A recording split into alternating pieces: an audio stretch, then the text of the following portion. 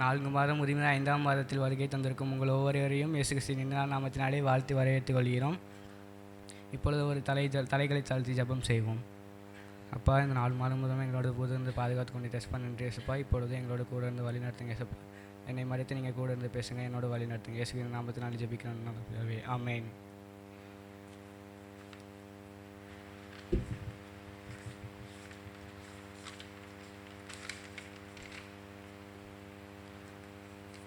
என்னுடைய தலைப்பு என்னன்னா, மாதத்தின் முடிவில் தேவனை சோஸ்தரிப்போம். இதை குறித்து நீங்கள் என்ன சொல்கிறீங்க? மாதத்தின் முடிவில் தேவனை சோஸ்தரிப்போம்.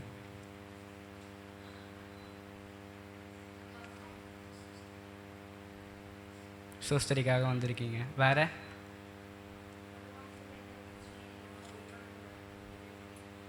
நம்மளை காத்ததுக்கோசரம் சோஸ்திரம். வேற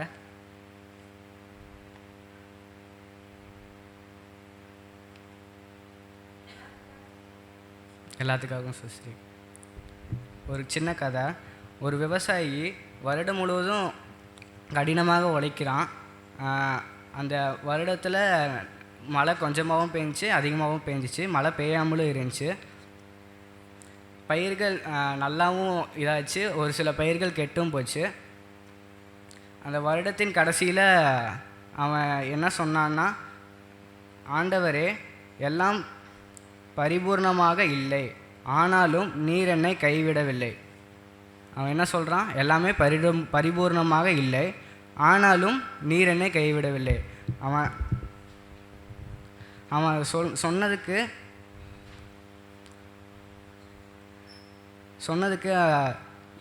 என்ன நீங்கள் இது சொல்கிறீங்க? நம்ம அப்படி அந்த இடத்துல இருந்தால் நம்ம என்ன பண்ணியிருப்போம்? ஐயோ, இவ்வளோ பயிர்கள் போயிடுச்சு, நம்ம எவ்வளோ இது பண்ணோம், ஆனால் நம்மளுக்கு ஒன்றுமே அவ்வளோக்கா கிடைக்கலையே அப்படின்னு நம்ம சொல்லியிருப்போம். ஆனால் அந்த விவசாயி போனதும் பரவாயில்ல, கிடைத்ததுக்கு எனக்கு சந்தோஷம், அதெல்லாம் சொல்கிறான். புதிய வருடத்தை எப்படி ஆரம்பிக்கிறான்னா, ஆண்டவரே, உம்முடைய கைகளை நான் ஒப்படைக்கிறேன் அப்படின்னு சொல்லிட்டு ஆரம்பிக்கிறான். அதே போல தான் நாமும் ஒரு மாதத்தை முடிக்கிறோம். அதாவது இந்த மாதத்தை நம்ம முடித்து இந்த மாதம் முழுவதும் நம்மளை வழிநடத்தின தேவன் இம்மட்டும் நம்ம வழிநடத்துகிற தேவன் இனிமேலும் நம்ம வழிநடத்துகிறார் என்ற ஒரு சோஸ்திரத்தோடு அவரை நம்ம ஆராதிக்கும் பொழுது அவர் நம்மளை வழிநடத்துவார். இந்த மாதம் எப்படிப்பட்டதாக இருந்தது? இந்த மாதம் நம்மளுக்கு எப்படிப்பட்டதாக இருந்தது? கஷ்டமாக இருந்தாலும் சரி, நல்லதாக இருந்தாலும் சரி, நம்ம தேவனை சோஸ்தரிக்கிறோமா? பிரசங்கி 3:11. பிரசங்கி 3:11.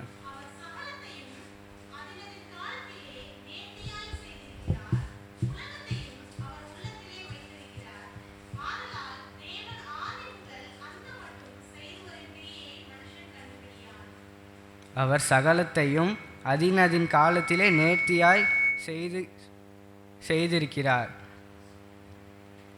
அதாவது நம்ம இப்போ ஒரு தோட்டம் வைக்கிறோன்னா, ஒரு இடத்துல நம்மளுக்கு பிடித்தமான ஒரு பூக்களோ காய்கறிகளோ அதை வச்சு நம்ம தோட்டத்தை இது பண்ணுவோம். அதுக்கு ஒரு காலம் இருக்குது. அந்த தோட்டம் வேணாம், நம்ம அந்த இடத்துல வீடு கட்டலாம் அப்படின்னு நம்ம நினைத்தாலும் அதுக்குன்னு ஒரு காலம் இருக்குது. அதே போல தான் தேவன் நம்மளுக்கு ஒரு காலத்தை வைத்திருக்கிறார். அதின் காலத்தில் நேர்த்தியாக நம்மளுக்கு செய்ய வல்லவராக இருக்கிறார். உலகத்தையும் அவர் உள்ளத்திலே வைத்திருக்கிறார்.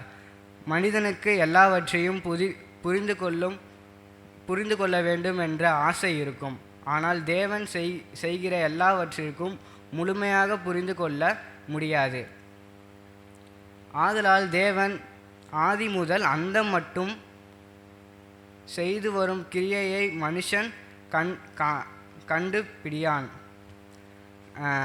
வாழ்க்கையில் நடக்கும் எல்லா விஷயங்களுக்கும் தேவனுக்கு ஒரு திட்டம் இருக்கிறது. ஆனால் அந்த முழு திட்டத்தையும் நாம் பார்க்க முடியாது. சில விஷயங்கள் ஏன் நடக்கிறது என்று புரியாமல் நடக்கும். இப்போ நம்ம ஒரு கம்பெனி ஆரம்பிக்கிறோன்னா, அந்த கம்பெனியில் நிறைய எம்ப்ளாயிஸ் வரணும், நம்மளுக்கு ஒரு நல்ல ஒரு ரீச் ஆகணும், எல்லாத்துக்கும் இது போகிற மாதிரி இருந்தால் தான் நம்ம கம்பெனி நம்மளுக்கு ஒரு ப்ராஃபிட் கிடைக்கும். அப்படி அந்த கம்பெனி நல்லா போயிட்டுருக்கிறப்ப நம்மளுக்கு கொஞ்சம் டவுன்ஃபால் ஆகும்போது எம்ப்ளாயீஸ்லாம் வெளில போயிடுறாங்க. அப்படி போகும்போது அந்த அந்த கம்பெனியோட ஓனர் வந்து வருத்தப்படுறாரு. அப்படி டவுன்ஃபால் ஆகும்போது கொஞ்சம் வருத்தப்படும் போது அது என்ன கொஞ்ச நாளில் ஒரு நல்ல வேலை செய்கிற எம்ப்ளாயீஸ் நிறையா வராங்க. அவங்களோட டேலண்ட்டாக இருக்கிறவங்க நிறைய பேர் வராங்க. அப்படி வரும்போது அவங்க கம்பெனி ரீச் ஆகி டாப் 1ல் இருக்குது. அதே மாதிரி தான் நம்மளுக்கும் நம்ம வாழ்க்கையில் சில நேரத்தில் கீழே போகிற மாதிரி இருக்கும். தேவன் நம்மோடு கூட இருக்கிறார். அவரை கையை நம்ம பிடித்தோன்னா நம்மளுக்கும் நல்ல ஒரு பாதையை காட்ட இருக்கிறார். சோஸ்திரத்தின் முக்கியத்துவம் 1 தெசலோனிக்கேயர் 5:18.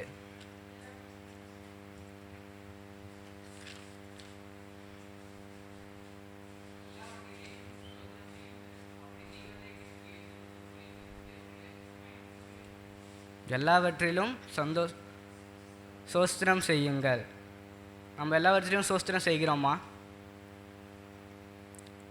லைட்டாக நோய் வந்துட்டாலே போதும், ஒரு காய்ச்சலோ இல்லை ஃபீவரோ இல்லை ஒரு கால் வலியோ ஏதாச்சும் வந்துட்டாலும் சரி, ஐயோ ஏன் இப்படி எனக்கு மட்டும் இப்படி நடக்குது அப்படின்னு நம்ம நிறைய பேர் சொல்லியிருக்கோமா?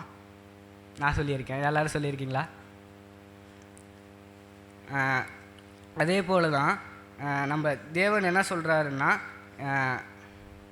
எல்லாவற்றையும் சோஸ்திரம் செய்யுங்கள்.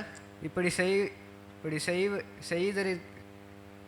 செய்வது இயேசு கிறிஸ்துவுக்குள் உங்களுக்கும் தேவனுடைய சித்தமாக இருக்கிறது. அதாவது வேலை இழந்தாலும் நம்ம என்ன சொல்கிறோம்? ஐயோ எனக்கு வேலை போயிடுச்சு அப்படின்னு தான் நம்ம சொல்கிறோமே தவிர, ஏசப்பா நம்மளுக்கு இன்னொரு வேலையை திட்டமாக வச்சுருக்காரு, அதை நம்ம நினைக்கிறோமா? அப்படி வேலை இருந்தாலும் நம்ம நன்றி ஆண்டவரே என்று சொல்லணும். நோயில் இருந்தாலும் நீர் காத்தீர் என்று சொல்லணும். பிரச்சனையில் இருந்தாலும் நீர் என்னோடு இருக்கிறீர் என்று சொல்லணும். சோஸ்திரத்துக்கு வேண்டிய காரணங்கள் சங்கீதம் 103:2-4.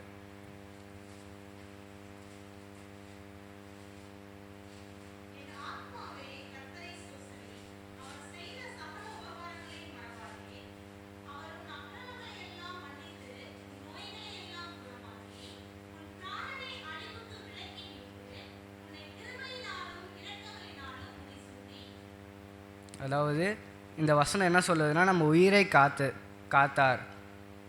நேற்று இருந்தவங்க இன்றைக்கி இல்லை, போன மாதம் இருந்தவங்க இந்த மாதம் இல்லை. அதே போல் தான் நம்ம இவ்வளோ நாள் காத்து வந்திருக்கிறார், அதற்காக நமக்கு நன்றி சொல்லணும். மத்தேயு 6:33.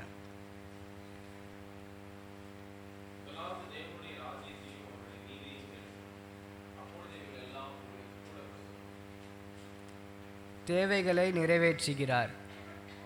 இதிலேருந்து இந்த வசனத்தில் என்ன தெரியுன்னா, தேவைகளை நிறைவேற்றுகிறார். தேவனை முதலில் வைத்தால் தேவைகள் சேர்த்து கொடுக்கப்படும். சங்கீதம் 34:19.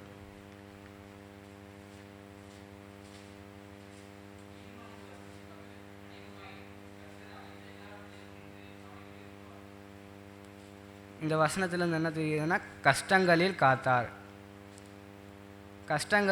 கஷ்டங்கள் வந்தாலும் தேவன் நம்மோடு இருந்து காத்து விடுவித்து வழி நடத்துவார் என்று நம்ம நம்பணும். இந்த மாதத்தில் நம்ம ஒரு திட்டம் பண்ணலாம். டெய்லியும் ஒரு 3 விஷயம் எழுதலாம்.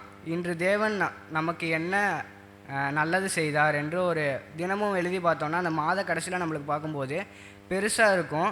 ஆனால் நம்ம நினைக்கிறோம், நம்ம இன்னைக்கு அந்த நாள் வந்துருச்சு, அதான் அடுத்த நாள் நம்ம வந்துடுவோம் அப்படின்னு தான் நம்ம நினைக்கிறோம். ஆனால் அந்த மாதம் முழுவதும் நம்மளோட காத்து வழி நடத்தியிருக்கிறார். அதற்காக நம்ம ஸ்தோத்திரம் செய்யணும். எப்படி ஸ்தோத்திரிக்க வேண்டும்? சங்கீதம் 9:1.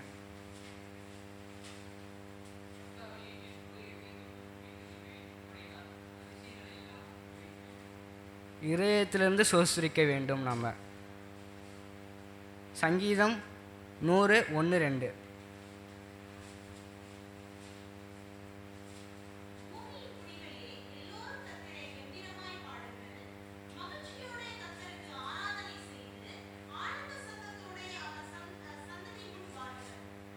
இரண்டாவது, பாடல்களால் ஸ்தோத்திரிக்கிறோம். எபிரேயர் 13:5.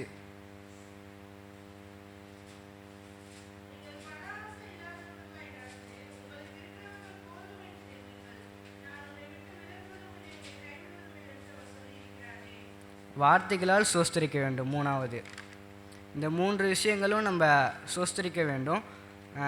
இந்த 3 விஷயங்களும் நம்ம சோஸ்தரித்து தேவனை மகிமைப்படுத்தணும். இதை குறித்து எலன் ஜி ஒயிட் அம்மையார் என்ன சொல்கிறாங்கன்னா, நாம் ஆசீர்வாதங்களை நினைத்தால் நமது விசுவாசம் வளர்கிறது. நாம் குறைகளை நினைத்தால் நமது மனம் சோர்கிறது. நம்ம சந்தோஷமாக இருக்கும்போது நம்ம எதை குறித்து நம்ம நினைக்க மாட்டோம், எதை குறித்து நம்ம வருத்தப்பட மாட்டோம். அதுவே ஏதோ ஒரு சோகம் வந்துட்டாலோ நம்ம அப்படியே உடஞ்சி போய் என்னென்னமோ யோசிக்க ஆரம்பிச்சிடுறோம். அதுதான் அம்மையார் சொல்லியிருக்காங்க. நன்றி சொல்லும் மனம் விசுவாசம் அதிகம், குறை சொல்லும் மனம் சோர்வு. ஒரு கதை இதில் சொல்லியிருக்காங்க. ஸ்பெயின் நாட்டை ஆண்ட ஒரு அரசர் இருக்கிறார். அவருடைய அரச சபையில் பணிபுரிந்த அநேக வாலிபர்கள் தேவனுக்கு நன்றி சொல்லாமல் இருந்தார்கள். அதை பார்த்த அந்த அரசர் வந்து நன்றி சொல்லாமல் இப்படி இருக்காங்களே அப்படின்னு சொல்லிட்டு ஒரு திட்டம் வைத்திருக்கிறாரு. அதை இது பண்ணணும் அப்படின்னு, நன்றி சொல்லணும், தேவனுக்கு நன்றி சொல்லணும் அப்படின்னு நினச்சிக்கிட்டு அவர் அந்த திட்டத்தை செயல்படுத்துகிறாரு. எல்லாத்தையும் விருந்துக்கு கூப்பிட்றாரு. ஒரு நாள் அந்த வாலிபர்கள் எல்லாம் வராங்க அந்த விருந்துக்கு வந்து சாப்பிட்டுட்டு இருக்கும்போது ஒரு ஏழ்மையான ஒரு பிச்சைக்காரன், ட்ரெஸ்ஸெல்லாம் அழுக்காக இருக்குது, அவன் வந்து அந்த விருந்தில் வந்து உக்காந்து சாப்பிட்டு அவன் பாட்டிக்கு எந்திரிச்சு போயிட்டான். எதுவும் சொல்லாமல் நல்லா வயிறு நம்ப சாப்பிட்டு போயிட்டான். அதை பார்த்து ஒரு வாலிபன் எழுந்து கேட்குறான், சாப்பிட்டா கூட பரவாயில்ல, நன்றி சொல்லாமல் போகிறானே, இவனை தூக்கில் போடணும் அப்படின்னு சொல்கிறான். இதை நினச்சி இதை யோசித்து வச்சுருந்த அந்த ராஜா வந்து இவனை அப்போ இத்தனை நாள் தேவன் உன்னை காத்தாரில்ல, அவருக்கு என்ன நீ நன்றி சொல்கிற அப்படின்னு சொல்லிட்டு அவருக்கு ஒரு பாடத்தை கற்றுக் கொடுத்துறாரு. அந்த இடத்துல முன்பு குறைகளை மட்டுமே பார்த்த நாம் இந்த நாள் முதல் கிடைத்த ஆசீர்வாதங்களுக்கு சோஸ்தரிக்கலாம். கஷ்டங்கள் வந்தாலும் ஏனென்று கேட்காமல் இது முதல் நமக்கு சோஸ்திரம் என்று சொல்ல கற்றுக்கொள்ளுவோம். முதல் பாகத்தை நான் எடுத்தேன். 2வது பாகத்தை இப்பொழுது பாஸ்டரை வந்து நமக்கு எடுப்பார்கள்.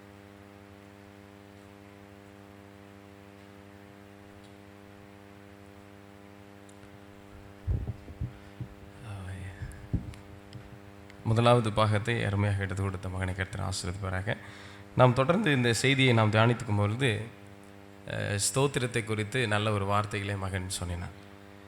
அந்த ஸ்தோத்திரங்கள் அடுத்த பகுதிக்கு இந்த மாதத்தை நம்மளுடைய வாழ்க்கை கடத்து செல்லும் பொழுது நிச்சயமாக தேவனுடைய வார்த்தையை நாம் சற்று கவனமாய் சிந்திக்க வேண்டியது அவசியம். ஏன் அப்படின்னு சொல்லி பார்க்கும்போது, ஒரு புதிய மாதம் ஒரு தேவனுடைய வாக்குத்தத்தத்தை நிறைந்து காணப்படுவது அவசியமாக இருக்கிறது. உதாரணத்திற்கு இப்பொழுது அவர் ஏப்ரல் மாதத்தில் நாம் எப்படி தேவனை ஸ்தோத்திரிக்க வேண்டும், எப்படியெல்லாம் ஆண்டவர் நடத்தினார், எப்படியெல்லாம் அவர் காப்பாற்றினார் என்று ஆங்காங்கே ஒரு சில வார்த்தையும் வசனத்தையும் அவர் நமக்கு சொல்லிக் கொடுத்தார். அந்த காப்பாற்றின ஆண்டவர், அந்த ஏப்ரல் மாதத்திலே என்னை காப்பாற்றின ஆண்டவர், மே மாதத்துக்குள்ளாய் என்னை அடியடித்து வைத்த அந்த ஆண்டவர் என்ன செய்ய சொல்லுகிறார் என்ற ஒரு சில ஆலோசனையை நாம் என்ன செய்ய போகிறோம், தொடர்ந்து நாம் படிக்க போகிறோம். இன்றைக்கி ஒரு புதிய மாதம் அப்படின்னு ஒரு வார்த்தை சொன்ன உடனே தேவனுடைய வாக்கு தத்தத்தின் ஒரு ஆரம்பம் அப்படின்றத மறக்கக்கூடாது. ஏன்னா இன்றைக்கு ஒரு புதிய மாதம் அப்படின்னு சொல்லும்போது இன்றைக்கி நம்ம எல்லார் வீட்டில் கேலண்டர் இருக்குது இல்லையா? அந்த கேலண்டரை ஒவ்வொரு மாதம் முடியும் என்ன செய்வோம், நம்ம அதை திருப்பி போடுவோம். அந்த கேலண்டரு திருப்பி போடுற அந்த நிகழ்வை பார்த்த உடனே நமக்கு ஒரு மாதம் அடுத்த மாதம் வந்துட்டுன்னு ஒரு உணர்வு வருகிறது. ஆனால் அது மாத்திரம் போதுமா அப்படின்னு சொன்னால் கண்டிப்பாக ஒரு கிறிஸ்தவ வாழ்க்கைக்கு அது மாத்திரம் போதாது என்பதை நம்ம முதலாவது புரிந்து கொள்ள வேண்டும். அப்போது தேவன் நமக்கு அளிக்கின்ற ஒரு புதிய ஒரு வாய்ப்பாக ஒவ்வொரு மாதமும் நான் நினைக்கணும். ஃபஸ்ட்டு நீங்கள் ஒருவேளை நினைக்கலாம், ஃபஸ்ட்டு நீங்கள் நியூ இயர் அன்றைக்கி பிரசங்கம் பண்ணும்போதும் ஒரு வருஷத்தை நீங்கள் சொன்னீங்கன்னா இதே ஒரு புதிய வாய்ப்புன்னு சொல்கிறீங்க. ஒரு ஓய்வு நாளை பார்க்கும்போதும் அநேகர் வார்த்தையை சொல்லுவாங்க, இந்த ஓய்வு நாளை நாம் பார்ப்பதற்கு ஆண்டவர் ஒரு புதிய வாய்ப்பை தந்திருக்கிறார் அப்படின்னு நம்ம சொல்கிறோம். ஒரு நாளை துவங்கினாலும் போதும், ஒரு சில குடும்ப ஜபங்களையோ தனிப்பட்ட ஜபத்தில் செய்யும் போதும், ஆண்டவரே இந்த நாளை பார்ப்பதற்கு எனக்கு உதவி செய்தீர், நன்றி என்று சொல்லி அதையும் ஒரு சான்ஸ், ஒரு வாய்ப்பு என்று தான் நாம் சொல்கிறோம்.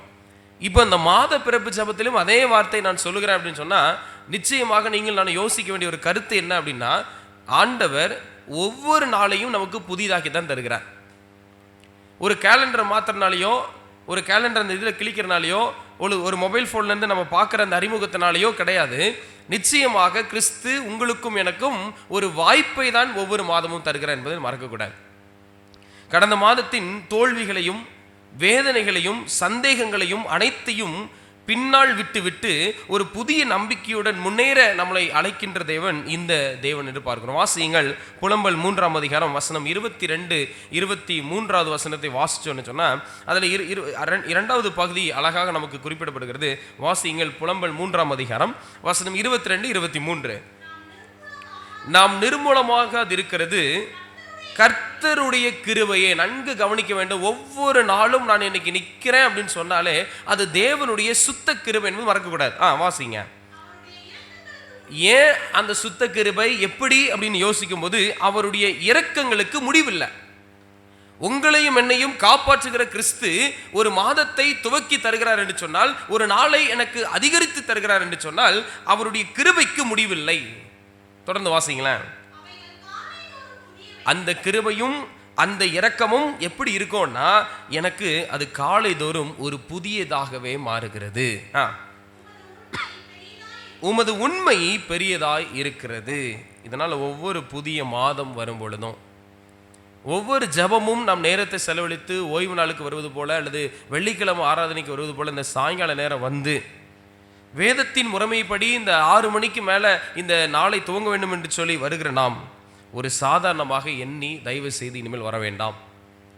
என் தேவன் எனக்கு செய்த கிருபை, என் ஆண்டவர் எனக்கு கொடுக்கிற கிருபையாக இந்த நாளை எனக்கு ஈவாக தருகிறார் என்று சிந்தித்து கொண்டு ஒவ்வொரு மாதத்துக்குள் நீங்களும் நானும் அடி எடுத்து வைக்க வேண்டும். நாம் பல நேரங்களில் ஒரு புதிய மாதத்தின் திட்டங்களோடு ஆரம்பிப்பது வழக்கம். சில பேர் பார்த்தீங்கன்னா நியூ இயர் அன்னைக்கு தான் திட்டங்கள், தீர்மானங்கள் எடுப்பார்கள், டிசிஷன் மேக்கிங். சிலர் பார்த்தீங்கன்னு சொன்னால் ஒரு பிறந்த நாள் வந்தது என்று சொன்னால் அன்றைக்கு திட்டங்கள் எடுப்பார்கள்.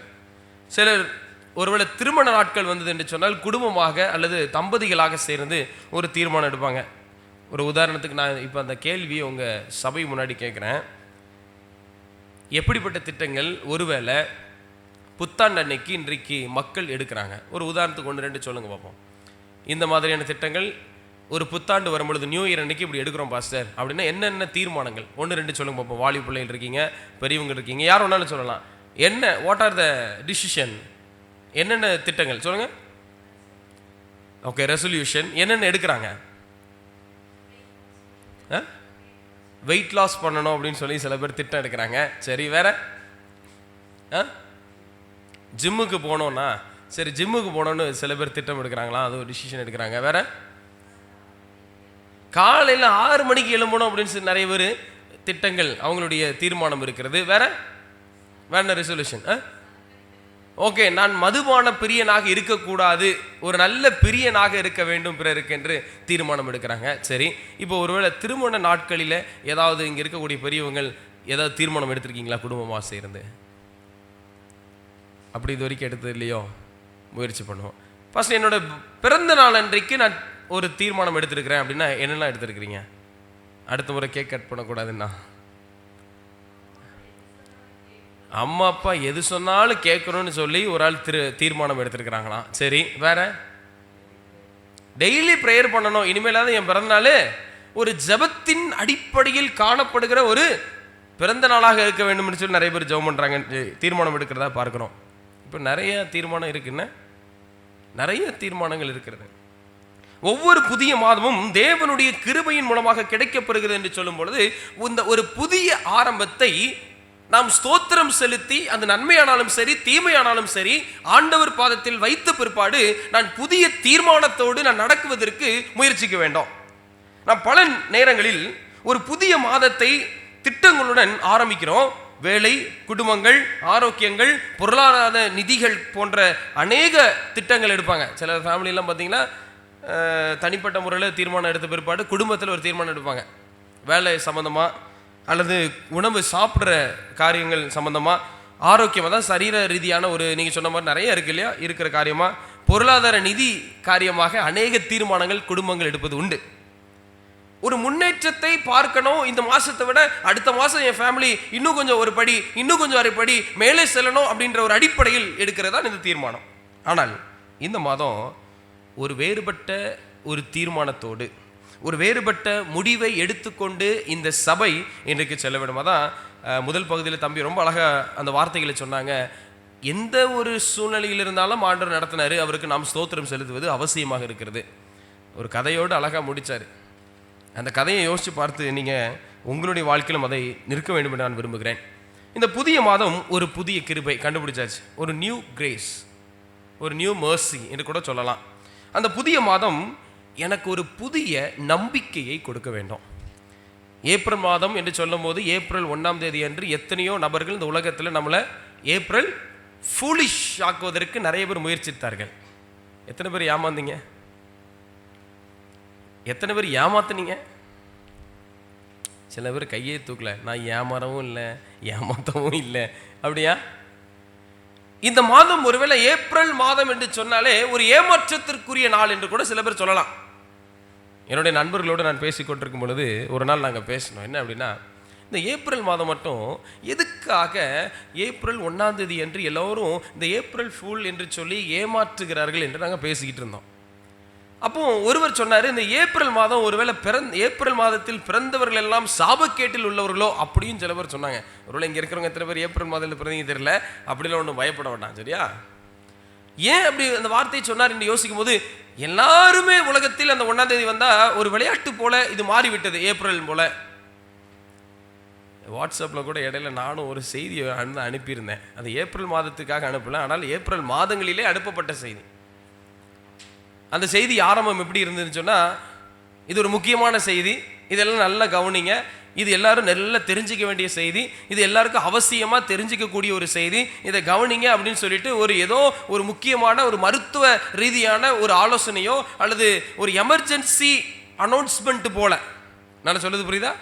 நானும் முதலாவது அந்த செய்தியை முதலே கேட்கும் பொழுது அப்படிதான் நினைச்சேன். அதான் சரி, கொஞ்சம் நகைச்சுவையாக இருக்கிறதே, நம்மளுடைய சபை மக்களோடு அதை பகிர்ந்து கொள்ளலாம் என்று நான் உங்களுக்கு அனுப்பிவிட்டேன்.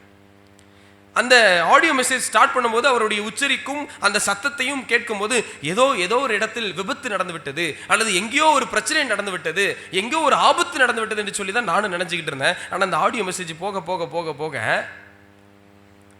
2-3 ஊர் பேர் சொன்னாங்க. சரி, உதாரணத்துக்கு நம்ம ஊர் சொல்லுவோம். ஈரோடு, சித்தோடு, ரசீனூர், பவானி, கவுந்தபாடி, கோபிச்செட்டிப்பாளையம், இந்த பகுதியிலெல்லாம் தர்பூசணி பழம் நல்லா விளையுது, சீக்கிரம் நல்லா வாங்கி சாப்பிடுங்க, இந்த கிளைமேட்டில் தான் அந்த பழம் கிடைக்கும் அப்படின்ற மாதிரி அந்த ஆடியோ மெசேஜ் முடிஞ்சிருச்சு. முதல் முறை கேட்கும் பொழுது நான் மிகவும் மிகவும் ஏமாற்றத்துக்குள் சென்றேன். ஒருவேளை எத்தனை பேர் நீங்கள் போனீங்க தெரியல, நிறைய பேர் சிரிப்பு அந்த இமோஜா அந்த ஸ்மைலி ஃபேஸஸ்லாம் நிறைய போட்டிருந்தீங்க. அந்த மெசேஜ் ஆரம்பிக்கும் போது எப்படி இருந்தது? யாருக்கும் அடிபட்டுருச்சு, இல்லைன்னா எங்கேயோ ஏதோ ஒரு விபத்து நடக்குது, பிரச்சனை நடக்குது, நீங்கள்லாம் அலாட்டாக இருங்க என்று சொல்வது போல துவக்கம் இருந்தது. ஆனால் இறுதியில் அந்த செய்தி எப்படி முடிந்தது அப்படி சொன்னால், தர்பூசணி பழம் கம்மியாக விற்கிது, வெயில் நேரத்துக்கு வாங்கி சாப்பிடுங்க அப்படின்னு சொல்லி முடிந்தது. ஒருவேளை இந்த மாதம் இது ஒரு நகைச்சுவையாகவோ அல்லது நம்ம சிந்திப்பதற்கு இந்த காரியம் இருந்தாலும் கூட, இந்த மாதம் ஏப்ரல் மாதம் ஒரு முடிந்த மாதமானது ஒரு ஏமாற்றத்தை தந்த மாதமாக இருந்தாலும் பரவாயில்ல. நான் சொல்றது நல்லா புரிஞ்சுக்கிடுங்க. ஒரு பெரிய டிஸப்பாயின்மெண்ட்டை நான் பார்த்தேன் பாஸ்டர் அப்படின்னு சொல்ற அளவுக்கு அந்த மாதம் இருந்தாலும் பரவாயில்ல. ஆனால் மே மாதம் என்பது தேவன் நமக்கு கொடுத்த ஒரு நம்பிக்கையின் மாதமாக நீங்கள் நினைக்க வேண்டும். தயவுசெய்து நினைச்சு பாருங்க. ஒரு புதிய மாதம் தேவனுடைய வாக்குத்தத்தங்களில் ஒரு நிலைநிற்க வேண்டிய ஒரு நேரமாக கருதி இந்த மே மாதத்துக்கு நான் செல்ல வேண்டும். வாசியுங்கள், ஏசாயா 43ஆம் அதிகாரம் வசனம் 18ஆம் வசனமும் 19ஆம் வசனத்தை வாசிப்போம். ஏசாயா 43 வசனம் 18-19. முந்தினவைகளை நினைக்க வேண்டாம். நன்கு பரிச்சயமான வசனம், அநேகருக்கு தெரிந்த வசனம், நிறைய பேர் மனப்பாடம் பண்ணி வச்சிருக்கிறாங்க.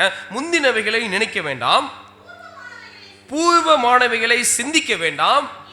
இதோ நான் புதிய காரியத்தை செய்கிறேன், அது இப்பொழுதே அது தோன்றும், நீங்கள் அதை அறியீர்களா?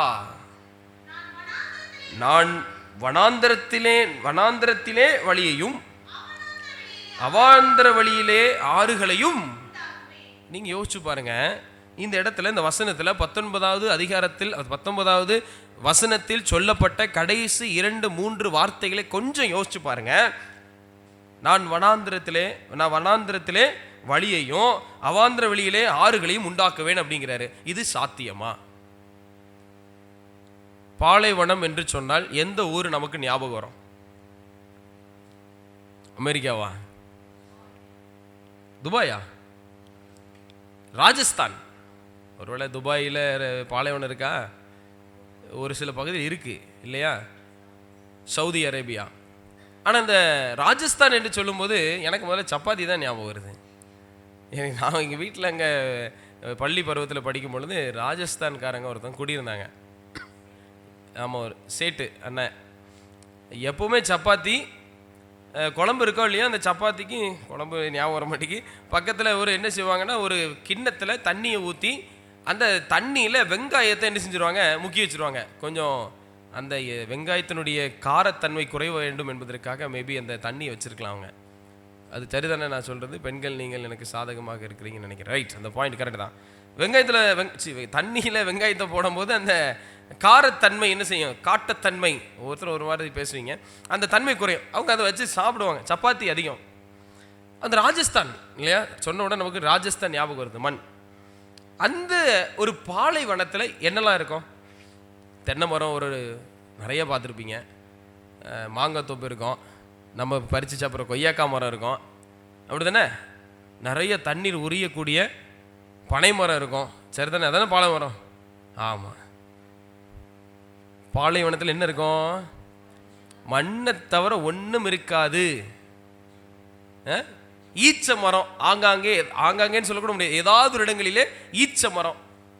அப்போ என்ன அப்படின்னா, மரங்கள் அதிகமாக இருக்காது, அந்த இடத்துல தண்ணீரும் இருக்காது. அதுக்கு பேர் தான் பாலைவனம். காணல் நீர் இருக்குமோ? ஒரு நீர் இருக்குமா? பாஸ்டர் சொல்கிறாங்க, நீர் இருக்கும், ஆனால் காணல் நீர் தான் இருக்கும், பார்க்க முடியாத ஒரு நீர். காணல் நீர் இல்லாதது ஒன்று என்று ஒரு தமிழில் ஒரு பாயிண்ட் நான் படித்து, ஒரு மார்க்கு கொஸ்டின், அது நான் ஞாபகம் வருது எனக்கு. என்ன சொல்ல வரேன்னா, இதில் என்ன சொல்ல வர ஆண்டவர்னா, நான் வனாந்திரத்திலே வழியையும் அவாந்திர வெளியிலே ஆறுகளையும் உண்டாக்குவேன். வனாந்திரத்தில் வழியை எப்படி உண்டாக்க முடியும்? அவாந்திர வெளியில ஆறுகளை எப்படி உண்டாக்க முடியும்? அப்ப இந்த வசனம் என்ன சொல்லுகிறது? இதோ நான் புதிய காரியத்தை செய்கிறேன், இப்பொழுதே அது தோன்றும், நீங்கள் அதை அறியீர்களா? கேள்விதான் கேட்கிறார். ஒருவேளை இந்த ஏப்ரல் மாதம் எனக்கு ஒருவேளை இப்படிப்பட்ட சூழ்நிலை இருந்து என்னை ஏமாற்றின ஒரு நாளாக இருந்தாலும் சரி, இந்த மே மாதம் உங்களுக்கும் எனக்கு கொடுக்கிற ஒரு விஷயம் என்னன்னா, வாக்குத்தத்தம் என்ன அப்படின்னா, நம்பிக்கையின் மாதமாக இருக்கட்டுமே. ஏன்னா சக்தி மறுபடியும் சொன்னதை நான் ஞாபகப்படுத்துற காரணம் என்னன்னா, அவர் நன்றி என்பதையும் ஸ்தோத்திரம் செலுத்துகிற முக்கியத்துவத்தை சொல்லிக் கொண்டே இருந்தால், எனக்கு ஒரு ஏமாற்றத்தின் நிலையில் இருந்து கூட என் ஆண்டவர் ஒருவேளை ஸ்தோஸ்தரித்திருப்பேன், என்னை காப்பாற்றினாரு, ஒருவேளை ஸ்தோஸ்தரிப்பேன், என்னை காப்பாற்றாமலும் போனாரு, ஒருவேளை ஸ்தோஸ்தரித்திருப்பேன். ஆனால் இந்த மே மாதம் ஒரு நம்பிக்கையின் மாதமாக இருக்கட்டும். எத்தனையோ நபர்கள் இந்த உலகத்தில் மாதம் என்ன, நாட்களை எண்ணிக்கொண்டிருக்கிறார்கள். சொல்லாத, புரியாத, தெரியாத, கேள்விப்படாத, அறியப்படாத, யூகிக்க முடியாத, சிந்திக்க முடியாத நோய்கள் எல்லாம் ஒவ்வொரு மனிதனுக்கும் வருகிறது. நான் ஒரே வார்த்தை பல நோய் வருதுன்னு சொல்லியிருந்திருப்பேன். ஆனால் அதுக்கு முன்னாடி ஒரு தமிழ் அடுக்குகள் போல 2-3 வார்த்தை சொன்னேன்ல. ஏன்னா நம்மளால் சிந்திக்க முடியல, எப்படிப்பட்ட நோய் யாருக்கு எப்படி வருது, எந்த வயசில் வருது, எந்த நேரத்தில் வருது, யாருக்கும் தெரிய மாட்டேங்குது. உங்கள் தாத்தா வருஷத்தை எண்ணிக்கொண்டிருந்தார் அப்படின்னு சொன்ன கேட்டிருக்கீங்களா? இல்லை. உங்கள் தாத்தா மாதத்தை எண்ணிக்கொண்டிருக்கிறார் அப்படின்னு கேட்டிருக்கீங்களா? அதுவும் ஒரு சில நபர்கள் இடத்துல நான் கேள்விப்பட்டதில்லை, இப்படி நான் கேள்விப்பட்டதில்லை. ஆனால் அதே ஒருவேளை யாராவது சாக கிடக்கக்கூடிய தன்மையில் இருக்கும் பொழுது நம்ம என்ன வார்த்தை கேட்போம்? உங்கள் தாத்தா அல்லது உங்களுடைய அந்த அப்பா அம்மா என்ன பண்ணிட்டு இருக்காங்க? நாட்களை எண்ணிக்கொண்டிருக்கிறார்கள். அப்படின்னு என்ன அர்த்தம்? இன்னைக்கோ நாளைக்கோ, என் வாழ்க்கை இன்னைக்கோ நாளைக்கோ என்று முடியும், எப்பொழுது என்று தெரியாது, அந்த நாட்களை எண்ணிக்கொண்டிருக்கிறார்கள் என்று சொல்லுகிற அனுபவம் ஒருவேளை நம்பிக்கையை இழக்க ஏற்பட்டிருக்கலாம். அது ஏப்ரல் மாதத்தில் ஒருவேளை இருந்திருக்கலாம். ஆனால் இந்த மே மாதம் மீண்டும் ஒரு புதிய திட்டத்தை கொடுத்து நம்பிக்கையை தருகிறது. எரேமியா 29ஆம் அதிகாரம் வசனம் 11வது வசனத்தை வாசிப்போம்.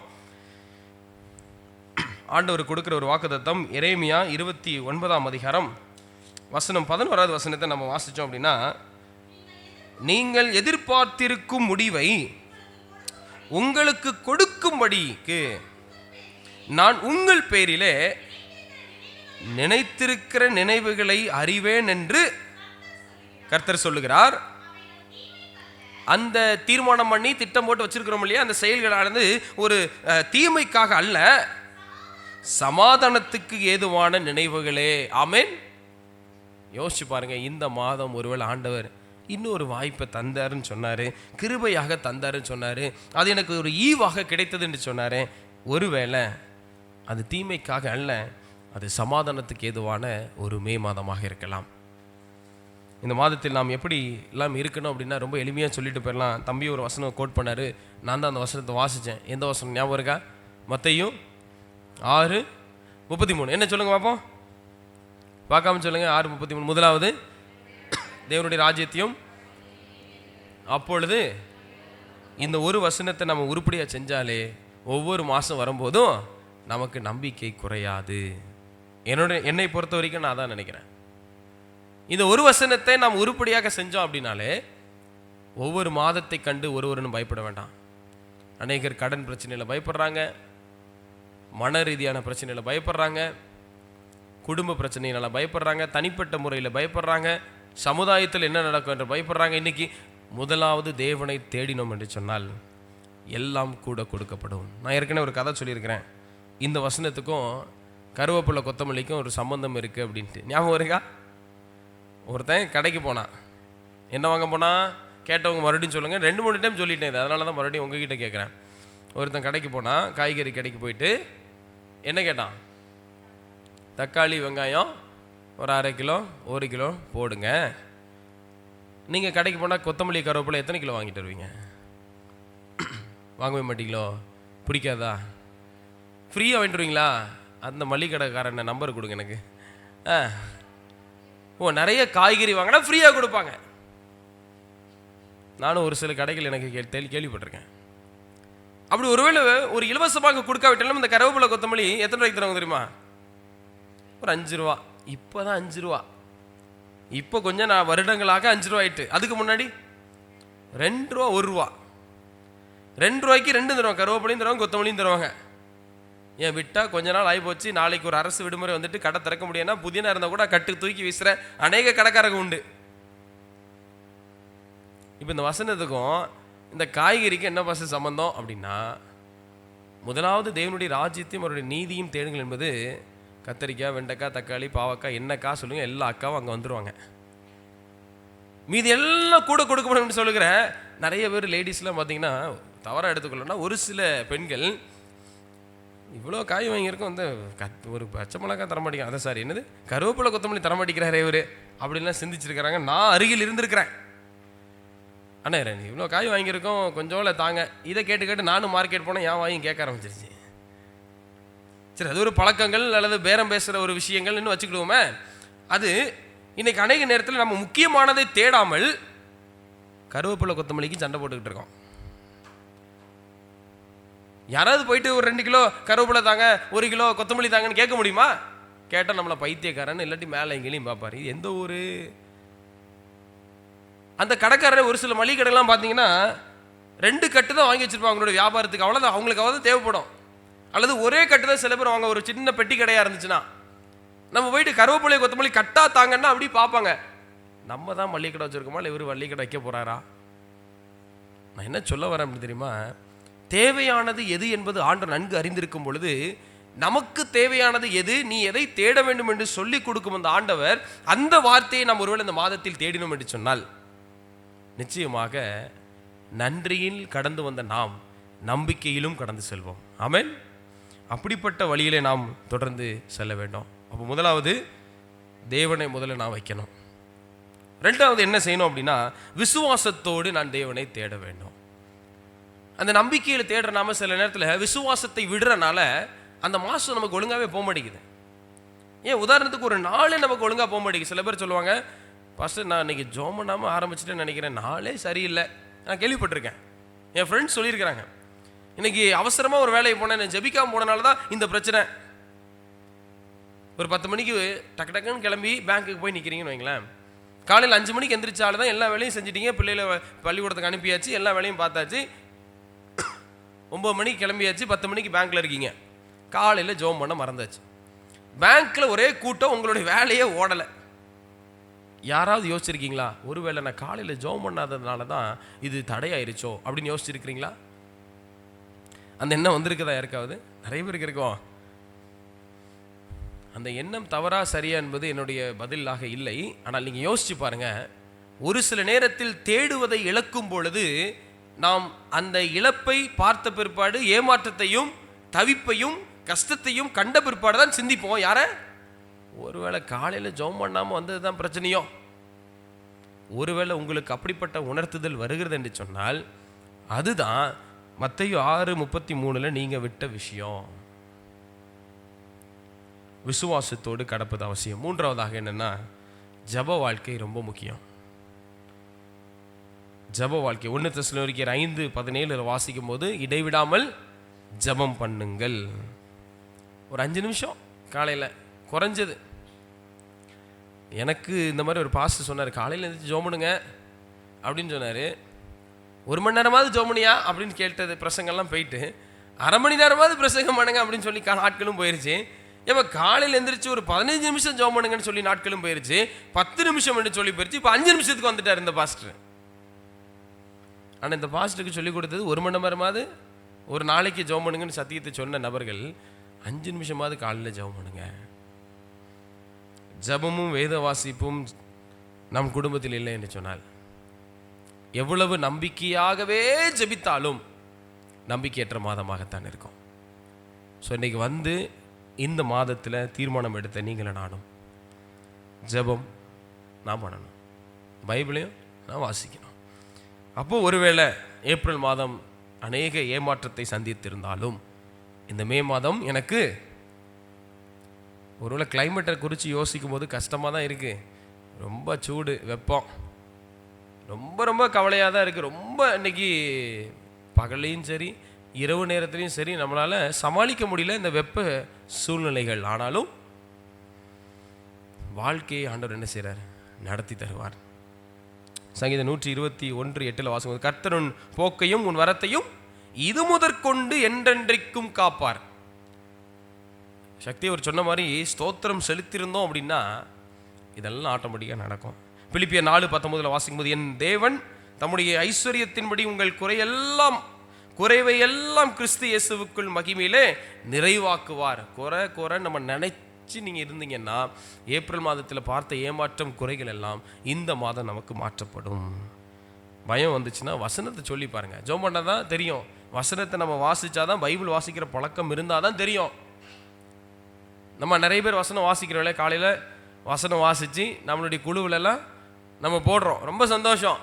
எண்ணிக்கை குறைந்து கொண்டே வருகிறது. நானும் பார்த்துட்டு தான் இருக்கிறேன். உண்மையுள்ளவர்களுக்கு இங்கே வாசிக்கப்படுகிற அந்த வார்த்தையானது நிச்சயமாக நடக்கும். அதான் சொன்னால, என் தேவன் தம்முடைய ஐஸ்வர்யத்தின்படி உங்கள் குறைவை எல்லாம் கிறிஸ்து இயேசுவுக்குள் மகிமையிலே நிறைவாக்குவார்.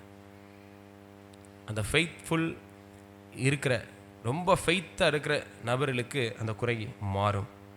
அம்மையார் ஒரு வார்த்தை சொல்கிறாங்க, அதை சொல்லி நான் முடிக்கிறேன்.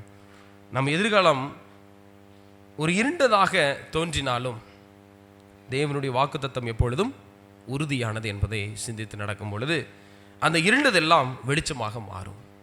ஆமென். உண்மைதானே? நம்மளுடைய எதிர்காலம் ஒருவேளை ரொம்ப இருட்டாக தான் இருக்குன்னு நினைச்சாலும் பரவாயில்ல, தேவனுடைய வாக்குத்தத்தத்தை நாம் நினைத்து உறுதியாக நடந்தோம் என்று சொன்னால் இருளெல்லாம் வெளிச்சமாக மாறும். சூழ்நிலைகள் மாறுவதற்கும், தேவன் என்னை மாற்றினால் நான் சூழ்நிலையை மாற்ற முடியும் என்ற சிந்தனையோடு நாம் கடந்து செல்லும்போது நிச்சயமாக இது மாறும். ஒரு கதையோடு முடிக்கிற, ஒரு சின்ன பையன் நைட்டில் தூங்கும்போது தனியாக தூங்கி பழக்கம் இல்லை. எத்தனை பேருக்கு இந்த மாதிரி தனியாக தூங்கினா தூக்கம் வராது? ஒன்று தாய் வேணும், இல்லைன்னா தலைவாணி வேணும். அப்படி தானே? எத்தனை பேர் அப்படி இருக்கிறீங்கன்னு தெரில. ஒன்று தாய் வேணும், அம்மா வேணும், இல்லைன்னா தலகாணியாவது வேணும், இல்லைன்னா தூங்க மாட்டாங்க. சில பேர்லாம் தூங்குறதுனா தலகாணி. எதுக்கு தலகாணி? சில பேர் தலைவாணி பயன்படுத்துறதே இல்லை. அதுவும் ஒரு பெரிய ஆச்சரியமான, நம்ம பிரின்சிபல்ஸ் எல்லாம் தலகாணி யூஸ் பண்ணுறதை நான் கேள்விப்பட்டதே இல்லை. அது ஒரு மருத்துவ ரீதியாக ரொம்ப நல்லது. சில தலைவாணி யூஸ் பண்ணுறோம் இல்லையா? ஒரு மனிதனுக்கு எத்தனை தலைவாணி வேண்டும்? இதுக்கு பிரசங்கத்துக்கு சம்மந்தமாக இருக்கன்னா இருக்குது, கொஞ்சம் அதை லிங்க் பண்ணி முடிக்க தான் நான் விரும்புகிறேன். ஒரு மனிதனுக்கு எத்தனை தலைவாணி? யாரும் சொல்லுங்க. அந்த குட்டி பாப்பா இருக்கா, அந்த பாப்பாட்ட கேட்டு சொல்லுங்கள். பாப்பா, ஒரு நபர் தூங்குறோம்ல, ஒருத்தருக்கு எத்தனை தலைகாணி வேணும்? ஒரு தலைவாணி வேணும். என்ன வயசு பாப்பா உனக்கு? 10 வயசு பாப்பா என்ன சொல்கிறாங்கன்னா, ஒரு நபர் தூங்குவதற்கு ஒரு தலைகாணி வேணும். சரி, அது பக்கத்தில் உள்ள ஆள்கிட்ட கேட்போம், எத்தனை தலைகாணி? 2. உங்களுக்கு எத்தனை வயசு? 17 வயசு. 7 வயசு அதிகம். ஒருவேளை ஒரு சின்ன வயசுனாலும் ஒன்று தேவைப்படும்னு நினைக்கிறேன். 17 வயசு இருக்கிறவங்களுக்கு 2 தலைவாணி. அதுக்கு பக்கத்தில் இருக்க ஆள்கிட்ட கொஞ்சம் வருவோம். மேடம், நீங்கள் எத்தனை தலைவாணி யூஸ் பண்ணுவீங்க? புரியல. 4 தலைவாணியா? தலைக்கு ஒன்றுனாலும் ஒரு மனிதனுக்கு ஒரு தலை, ஒரு மனிதனுக்கு 2 கால், ஒரு தலைவாணிக்கு ஒரு கால்னாலும் 3, இன்னொன்று இதுக்கு 4. ஓ, சேஃப்டி. ஓ, தலைவாணி சேஃப்டி. சிஸ்டர் நீங்கள் சொல்லுங்கள் பார்ப்போம். 2, 4 இது வரைக்கும் அதிகபட்சம் அவங்க ஓட் பண்ணியிருக்காங்க. இதை விட அதிகம் யாராவது? அங்கே ஒரு 3, வேற 4. ஒரு தலைவாணி ஒரு பொம்மையா? 2 தலைவாணி ஒரு பொம்மையா? இது ஒரு ஆண் சொல்லுகிற பதிலா? என் இதயம் சற்று துடிக்கிறது வேகமாக. 2 தலைவாணி ஒரு பொம்மையா? புதுசாக இருக்குது. நான் அது தலைவாணி எத்தனைன்னு கேட்டுட்டு இருந்தேன். சில நேரங்களில் தலைவாணி இருந்தால் தான் தூங்குறாங்க. நான் அதுக்கு தப்பாக சொல்லலை. இதெல்லாம் போய் என்ன பாஸ்டர் இருக்குது, இதுக்கும் போய் என் பாஸ்டர் பிரசங்கத்துலலாம் எழுதிட்டு வரீங்க. ஆமாம், நான் அதெல்லாம் பேசலை. சிலர் இந்த பொம்மை, தலகாணி இதெல்லாம் பயன்படுத்தும் போது சிலருக்கு பயம் வருகிறது. நான் அதை தான் சொல்ல வரேன். நான் சொல்ல வந்த பாயிண்டே அதுதான். சிலர் பயப்படுறாங்க. நான் கேள்விப்பட்ட நிகழ்வை நான் சொல்கிறேன். இன்றைக்கி நான் ஏன் இதை சொல்கிறேன் அப்படின்னா, இந்த மாதத்தில் ஒருவேளை பெரியவங்களுக்கு பிரச்சனை ரீதியான பயங்கள் இருக்கும், பொருளாதார ரீதியாக பயம் இருக்கும், என்னுடைய குடும்பத்தை நினைத்து பயம் இருக்கும். ஆனால் வாலிபர்களுக்கோ சிறியவர்களுக்கோ ஒரு சில பேய் பிசாசு இருக்குது, தலைவடி கட்டி பிடிச்சி தூங்கினா வராது, போர்வையை போத்துனா பேய் உள்ளே வரமாட்டான். யார் சொன்னா? கோயிலுக்குள்ளே இருந்தாலே பிசாசானவன் குடியிருக்கிறான். நீங்கள் எங்கே இருந்தாலும் சிந்தனைகள் வேறுபட்டிருந்தால் அவன் நம்மளுடைய சிந்தனைக்குள் புகுந்துகிறான். என் இருதயம் தேவன் கொடுத்த ஆலயம், என்னுடைய சரீரத்துக்குள் செல்லுகிறான். தலைவாணி வழியாக போர்வைக்குள்ளே வரமாட்டான்னு யார் சொன்னான்? சற்று யோசிச்சு பாருங்க. கிறிஸ்துவை நம்பினவர்கள் ஒருபோதும் பயப்படக்கூடாது. ஏன் அப்படின்னா, நான் ஏற்கனவே சொல்லியிருக்கேன், பயம் சாத்தானின் பெரிய ஆயுதம். சரியா? சாத்தானின் ஒரு பெரிய ஆயுதமாக இருக்கிறது. அப்போ இந்த பையனுக்கு ஒரு பயம். அப்பா இல்லைன்னா தூங்க மாட்டான். ஆனால் அப்பா என்ன சொன்னார், லைட்டாக முதல்ல காலையில் நைட்டு தூங்கினார்னா காலையில் வரைக்கும் அந்த பையன் கூட பக்கத்துலேயே இருந்து படுத்து பழகிட்டார். கொஞ்ச நாள் போக போக தூங்கும் போது மட்டும் இருப்பார், காலையில் எந்திரிக்கும் போது அப்பா இருக்க மாட்டார். அப்புறம் என்ன, பையன் தூங்கினோன்னு அவர் எந்திரிச்சு அவர் ரூமுக்கு போயிடுவார், இல்லாட்டி வேற எங்கேயாவது படுத்துக்குவார். இப்படி நாட்கள் செல்ல ஒரு நாள் அவங்க அப்பா எந்திரிச்சு போயிட்டாரு. நடுவில் சாமத்தில் அந்த பையனுக்கு முழிப்பு தட்டிருச்சு. அவன் எந்திரிச்சிட்டான். எப்படி இருக்கும்? இதை நான் யார்கிட்ட கேட்கணும்னா, தலைவாணி வச்சு படுக்கிறவங்கள்ட்டையும் பொம்மை வச்சு படுக்கிறவங்களும் சொல்லுங்கள். ஒருவேளை நீங்கள் தூங்கும் போது உங்கள் கையில் பொம்மை இல்லை, அல்லது ஒரு கட்டி பிடித்து தூங்கின தலகாணியை காணோம், எப்படி இருக்கும் உங்களுக்கு? 2 விஷயம் நடக்கும். 1, பயம் வரும். 2, கோபம் வரும். இதுதான் உண்மை. நல்லா யோசிச்சு பாருங்க. கோபம் வரும். எங்க எவன் என் தலைவனியை தூக்குனா? இவன் தான் எடுத்தாளா? ஏமா சொல்ல மாட்டீங்களாமா நீங்க? சில நேரத்தில் நடந்திருக்குங்க. இதெல்லாம் ஒரு சில குடும்பத்தில் நடக்கிறது. பயம் மனிதனை கொள்ளுகிறது. இந்த தம்பிக்கு தூங்கிட்டு இருக்கான், அப்பாவை காணோம், பயங்கரமாக பயந்துட்டான். அவன் கத்துறான், டாடி எங்கே போயிட்டீங்க அப்படின்னு பயங்கரமாக கத்துறான். பக்கத்து அறையிலிருந்து சத்தம் பயங்கரமாக கேட்ட உடனே அவங்க அப்பா முழிச்சு பயந்து, அவர் பயந்துட்டார். இவனே பயந்து தான் கத்துறான். இந்த சத்தத்தை கேட்டு அவனுடைய தகப்பனார் கத்தி வேகமாக ரூமுக்குள்ளே ஓடி வர்றார் வீட்டுக்குள்ளே. ஏன்பா கத்துற? இவ்வளோ நேரம் என் கூட இருந்தீங்க, ஆளை காணோம், எனக்கு எப்படி இருக்கும்? முகல்லாம் வேத்து போச்சு. சரி, பையன் பயந்துட்டான், அதட்டி திட்டி அவனை தூங்க வைக்கல. சரி பயப்படாதப்பா, வா, நான் உன் பக்கத்தில் தான் இருக்கேன், தூங்கு அப்படின்னு தூங்க வச்சுட்டாரு. அந்த கதையில் அந்த சிறுவன் நம்ம தான், அந்த தகப்பன் இயேசு கிறிஸ்து. எத்தனை முறை பயந்தாலும் கூட அவர் என்ன சொல்றாரு? தட்டுறாரு, திட்டி, ஒருவேளை நீ தூங்கு, நான் போய் படுக்கிறேன், நீ இப்படி தான் கத்திக்கிட்டு இருப்பேன்னு சொல்லலை.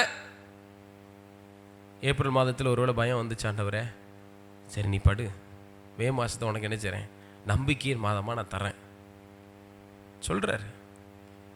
நம்பிக்கையோடு நாம் பயணிக்கும் போது, நன்றி உணர்வோடு நாம் பயணிக்கும் போது, ஏப்ரலில் ஏற்பட்ட பெரிய ஏமாற்றத்திற்கெல்லாம் மே மாதத்தின் நம்பிக்கையின் ஆசீர்வாதம் நம் கதவை தட்டுகிறது. அப்படிப்பட்ட ஆசீர்வாதத்தின் வாசலை அவர் திறந்து வைக்கும் பொழுது அந்த வாசலுக்குள் பிரவேசிக்க நீங்களும் நானும் ஆயத்தமாகவும் கர்த்தர் உங்களையும் என்னையும் ஆசீர்வதிப்பாராக. ஆமென்.